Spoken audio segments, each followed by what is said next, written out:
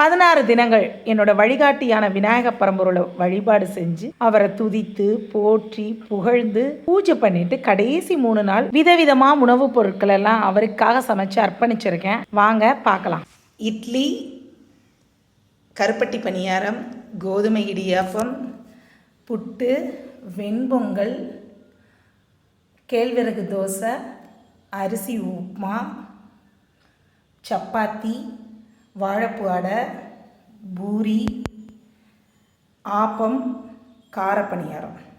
Side dish இது தேங்காய் பால் ஆப்பத்துக்கு, தக்காளி சட்னி, தேங்காய் சட்னி, மல்லி சட்னி, பூரிக்கிழங்கு மசாலா, கொண்டக்கடலை குருமா, வெண்பொங்கலுக்கு சாம்பார், வெள்ளைச்சோறு, கொண்டக்கடலை பிக்கங்காய் குழம்பு, ரசம், அவியல், பீட்ரூட் தயிர் பச்சடி, புடலங்காய் கூட்டு, உருளைக்கிழங்கு பொரியல், கோவக்காய் வறுவல், வெண்டைக்காய் வறுவல், முட்டைக்கோஸ் வடை, அப்புறம் பால் பாயாசம்.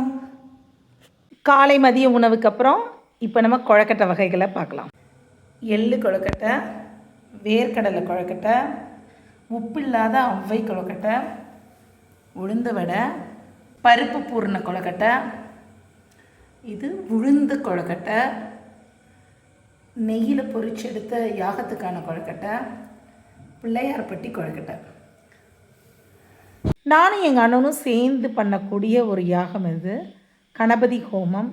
தமிழ் மற்றும் சமஸ்கிருத மந்திரங்களால் விநாயக பரம்பொருளை போற்றி செய்வோம். ஒவ்வொரு வருஷமும் விநாயகர் சதுர்த்திக்கு கண்டிப்பாக கணபதி ஹோமம் பண்ணுறது எங்களுடைய வழக்கம். இந்த வழிபாடு பார்த்திங்கன்னா 16 வருஷம் 16 தினங்கள் இடைவிடாமல் பண்ணணும். எக்காரணம் கொண்டும் தடைகள் வந்தாலும் தகர்த்தெறிஞ்சு வழிபாடை தொடரணும். அதுதான் மிகப்பெரிய டாஸ்க்கு. ஒரு 14 வருஷம் பண்ணிட்டேங்க. ஆனாலும் ஃபஸ்ட்லேருந்து பண்ணுவோம், இந்த புது வீட்டுக்கு வந்ததுலேருந்து கால்குலேட் பண்ணிக்கலாம் அப்படின்னு தோணுது.